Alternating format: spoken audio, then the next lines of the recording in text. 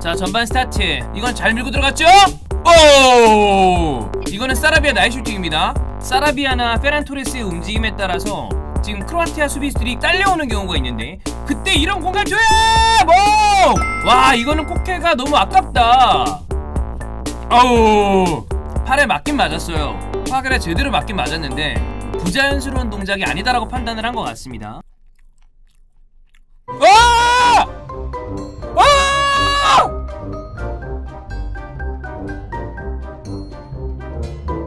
아니 이게 뭐야?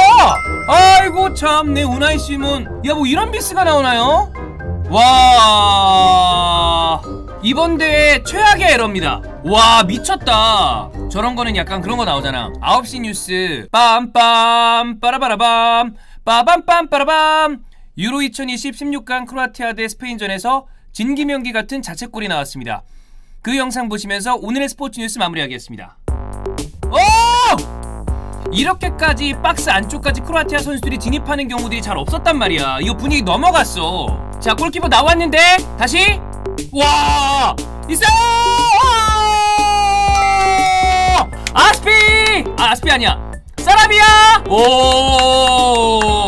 스페인이 이렇게 따라잡으면 분위기를 오히려 반전시켜서 올릴 수 있습니다. 자, 유로 2020 16강 크로아티아 대 스페인의 전반전이 마무리가 됐습니다. 스코어는 1대1. 굉장히 재밌는 어떤 그림이 나왔죠. 우나이 시몬의 자책골. 이게 지금 페드리의 자책골이 아니라 우나이 시몬의 자책골로 봐야 되는 것 같은데, 기록은 뭐 이런 것들은 나중에 수정되는 경우가 있습니다만, 어쨌든 페드리가 백패스를 하는데 우나이 시몬이 좀 어이없는 실수를 하면서 정말 경기의 분위기를 한 방에 뒤집을 수 있는 자책골이 나왔습니다. 그러나 스페인이 저력을 발휘하면서 38분에 파블로 사라비아가 동점골을 만들어냈습니다. 1대1을 만들어 놓은 상태로 전반전을 마무리했는데, 경기의 주도권은 스페인이 쥐고 있었고요. 크로아티아는 거기서 카운터를 치려고 하는 그림을 가지고 나왔습니다. 스페인 같은 경우에는 사라비아, 모라타, 페란, 그리고 중앙 쪽에서는 뭐 이번 대회에서 엄청난 모습을 보여주고 있는, 이번 시즌 마찬가지죠. 페드리, 코케, 그 다음에 역시 이번 대회에서 좋은 모습을 보여주고 있는 부스케츠, 왼쪽에 가야 센터백은 라포르테, 에릭 가르시아, 오른쪽엔 아스피가 나왔어요. 마르코스 요렌테를 쓰지 않은 것은 좀 의문입니다만, 우나이 시몬까지 해서 이번 대회를 통해서 좋은 폼을 보여주고 있는 선수들을 비교적 선발 라인업에 구성을 하면서 저는 오늘 라인업은 엔리케 감독이 잘 짰다고 봅니다. 자, 크로아티아 같은 경우에는 전방 쪽에 페트코비치를 선발 출장을 시켰고, 왼쪽에 레비치, 오른쪽엔 블라시치, 그리고 브로조비치, 코바치치, 모드리치를 중앙 쪽에 미드필더 라인에 배치를 했습니다. 백포고요. 자, 수비 시에는 페트코비치랑 루카 모드리치가 2명 앞쪽에 전방, 그 다음에 레비치와 블라시치가 양쪽에 찢어지면서 4-4-2 형태로 두 줄 수비를 하는 그림으로 이어졌습니다. 크로아티아는 모드리치가 어느 쪽에서 트라이앵글을 만드냐에 따라서 공이 도는 곳이 바뀌고 공격의 진행 방향이 바뀝니다. 그런데 자책골이 터지기 전까지는 스페인이 그것을 지속적으로 본인들의 어떤 점유율과 이런 것들을 눌러주고 있었는데, 순간적으로 어이없는 자책골이 나온 다음에는 크로아티아가 한번 분위기를 쫙 올렸었어요. 그거는 스페인이 누가 봐도 약간 마탱이가 간 느낌이 있었거든. 그걸 이용을 하려고 했었는데 다시 분위기를 찾은 상태에서 스페인이 골을 만들어냈다. 그 이후에는 다시 스페인이 좀 마지막까지 공격 일변도로 크로아티아는 좀 맞고 있는 상태로 경기를 전반전을 마무리를 했는데, 스페인 선수들이 개개인의 어떤 폼이 괜찮은 선수들이 있어요. 페란 토레스, 맨체스터 시티 때보다 오른쪽에서 훨씬 더 활발하고 크로스를 올려주는 어떤 모습을 보여주고 있고, 사라비아 이번 대회 괜찮아요. 부스케츠도 이 상대팀이 내려앉아 있기 때문에 본인이 가지고 있는 어떤 기동성에 대한 문제를 좀 덜 드러내면서 패스에 대한 시야를 보여주고 있고, 페드리는 그러니까 직전 시즌 바르셀로나와 이번 대회에서 보여주고 있는 페드리의 폼은 극강이다 라고 보면 되겠고, 우나이 시몬이 실책을 한 거 이외에는 뭐 스페인은 별다른 어떤 문제가 있진 않았고, 좀 경기가 특유의 그 스페인 경기 중에 재미없는 경기들, 그렇게 흘러가는 게 아닌가 라는 생각이 좀 들었었는데, 의외의 변수 때문에 경기는 좀 재밌게 흘러갔습니다. 뭐 그 자책골에 대해서 사실 페드리가 패스를 좀 뭐 그렇게 주나, 그냥 좀 편안하게 낮게 깔아차줘도 될 것 같은데 라는 이야기도 할 수 있긴 한데, 그거보다도 그래도 그거는 아무리 그런 패스가 날아온다 하더라도 아주 급박한 상황이 아니었기 때문에 그건 우나이 시몬이 좀 막아줬었어야죠. 그렇습니다. 자, 이렇게 되면 크로아티아가 어떤 식으로 경기를 좀 그래도 분위기를 바꿀 수 있을지. 왜냐하면 아마도 후반전에 들어가도 스페인이 공격 일변도로 크로아티아를 몰아붙일 가능성이 큰데 글쎄요, 쉽게 뭔가 딱 느낌이 보이지는 않습니다. 브레칼로 같은 선수나 아니면 오르샤가 지금 이번 대회에서 선을 못 보여주고 있었는데 이런 선수들을 통해서 좀 카운터를 좀 빠르게 칠 수 있는 그림을 그려야 되는 건지, 별다른 어떤, 특히나 레비치도 별로 썩 좋지가 않고 공격적으로 좀 무딘 느낌의 크로아티아다. 전반전은 이렇게 볼 수 있겠습니다. 후반전에 좀 더 이어보죠. 스페인은 본인들 패턴을 다시 찾았습니다. 이러면 득점이 나올 가능성이 누구죠? 아스피! 이게 이거 압박을 하려고 라인을 올렸는데 너무 어중이 떠중이야.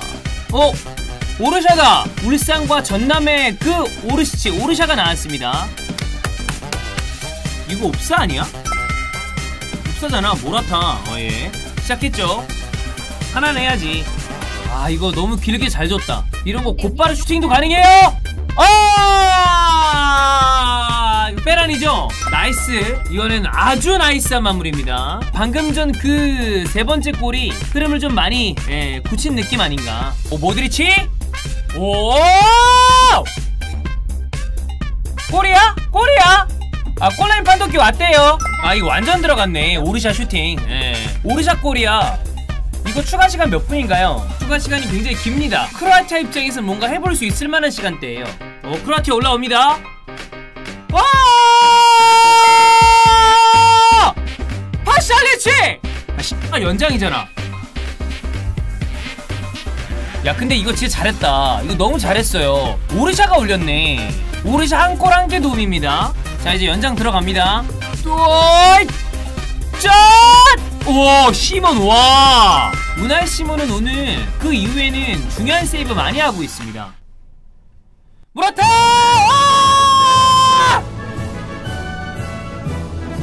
헐랭방. 이거 지금 에네키 봤나요? 오, 저 새끼 웬열?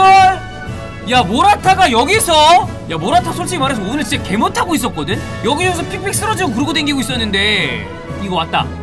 와, 끝났다. 와, 이거 진짜 끝났다. 야, 오야르사발도 사실 교체 투입된 다음에 좀 못하고 있었단 말이야. 이거는 커요. 연장 두 골은 크로아티아도 따라잡기가 어렵습니다. 자, 크로아티아 대 스페인의 경기 대박 매치가 나왔습니다. 최종 스코어는 3대5고요 연장까지 갔습니다. 우리가 전반 보고 합타임 토크한 다음에 이렇게 들어오는 거 아니에요. 후반전에 들어가서 아스필리쿠에타의 득점이 나왔고 페란토레스가 득점을 하면서 3대1. 스페인이 그대로 끝내나 싶었습니다. 그런데 오르샤, 우리 또 K리그에서 뛰었던 오르시치가 득점을 했고, 마지막에는 추가 시간에 파샬리치가 득점을 하면서 3대3 연장으로 갔죠. 근데 연장에서 하나의 모라타가 4대3을 만드는 골을 100분에 넣었고요. 다니 올모의 어시스트. 그리고 난 다음에 오야르사발도 추가골을 넣으면서 5대3 이렇게 스페인이 8강에 진출하게 되겠습니다. 자, 후반전부터 얘기를 살짝 해보겠습니다. 이게 우리가 뭐 이미 경기의 여운을 다 느꼈기 때문에 뭐 딱 쪼개서 얘기할 수는 없겠지만 큰 흐름을 봤을 때 후반전에 크로아티아는 라인을 좀 올렸어요. 압박의 라인을 좀 올려서 경기를 풀어보고자 했는데, 아까 제가 중간에 얘기를 했지만 압박을 위쪽으로 올려서 하기 위해서는 이 어떤 간격의 유지가 잘 돼야 되는데 되게 어설프게 라인을 올리는 느낌이었거든요. 그러다 보니까 스페인한테 오히려 우리가 원활하게 공을 돌릴 수 있는 공간을 제공해 주게 된 데다가 사라비아랑 페란토레스를 바꿔서 직접적으로 골문 쪽으로 타격을 할 수 있게 그림을 좀 바꿔놨습니다. 그러다 보니까 페란토레스 쪽에서 지속적으로 좀 좋은 그림이 나왔어요. 오늘 페란토레스는 전반전에도 좀 좋은 움직임을 보여주고 있었는데, 왼쪽으로 가서 접고 크로스를 해도 좋고 직접적으로 좀 골문 안쪽으로 뭔가를 해볼 수 있는 그림이 나왔고, 거기에서 아스필리쿠에타 그리고 페란토레스가 직접 득점을 하는, 페란토레스의 득점에서 롱킥은 또 파우토레스가 해줬죠. 골이 나왔습니다. 그런데 여기에서 이따가 다시 한번 종합적으로 얘기를 하겠지만 이 경기의 포인트는 측면 수비였거든요. 크로아티아가 오르샤를 교체 투입을 한 시간이 67분입니다. 그래서 대기를 좀 하고 있었는데 이 오르샤가 이 경기 말미쯤에 와서 스페인에 되게 허술해진 오른쪽 수비를 털기 시작합니다. 그러니까 스페인의 오른쪽 수비가 되게 헐거워져 있는 상황에서 오르샤가 본인이 골 넣고 그 다음에 파샬리치의 득점까지 어시스트를 하면서 경기가 퉁이 돼요. 근데 연장에 가서 문제가 생긴 거는 아까 방금 전에 이 크로아티아가 연장까지 가게 될 수 있는 여러가지 이유가 있었겠지만 거기에 스페인의 오른쪽 수비를 방금 얘기했잖아요. 근데 이 크로아티아도 이 유라노비치를 빼고 오른쪽에 브레칼로, 그러니까 전문 풀백이 아닌 선수를 집어넣어놨거든요. 거기에서의 수비의 문제가 연장에서 드러나게 됩니다. 그쪽이 계속 털려. 측면 수비에서 또다시 문제가 생기면서 다니 올모가 이 어시스트를 만들어냈고 모라타가 득점, 오야르사발도 득점. 사실 모라타랑 오야르사발은 모라타는 지속적으로 오늘 경기 내내 안 좋았어요. 좀 픽픽 쓰러지고 되게 안 좋았고, 그 다음에 오야르사발도 교체되고 난 다음에는 별다른 모습을 못 보여줬는데 결과적으로는 이 측면 수비에 브레칼로 쪽에 수비에 문제가 생기면서 그쪽에서 상황이 좀 벌어지는 장면들이 많이 나왔고, 이 두 명의 득점이 나오면서 스페인이 5대3, 그 이후부터는 본인들이 원하는 어떤 템포와 점유율로 경기를 마무리까지 해내는 모습이었습니다. 뭐 경기 자체가 굉장히 재밌었습니다. 전술적으로도 이 다니 올모를 투입하고 난 다음에 스페인이 공격을 잘 그림을 그려갔던 거 72분에 들어갔고, 그 다음에 이 크로아티아 쪽에서는 또 오르샤의 투입을 기점으로 해서 폭발적인 측면 공격을 했었던 거, 나름의 어떤 포인트를 가져갔었는데 둘 다 측면 수비에 어떤 문제가 있으면서 그 공격이 또 통했잖아요. 그런데 마지막까지 골을 더 많이 집중력 있게 넣었었던 것은 스페인이었다.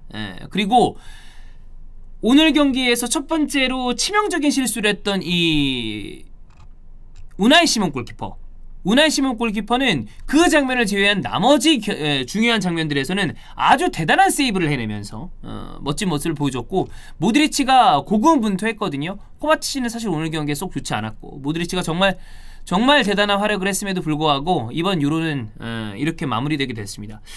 글쎄요, 뭐 봐야 되겠지만 내년 월드컵까지는 할 수도 있지 않을까라는 생각이 드는데, 여하간에 재밌는 경기만 봤습니다. 여러분도 아마 흥분한 굉장히 고텐션으로 경기를 보지 않았을까 싶은데, 이 경기 이렇게 마무리하겠습니다.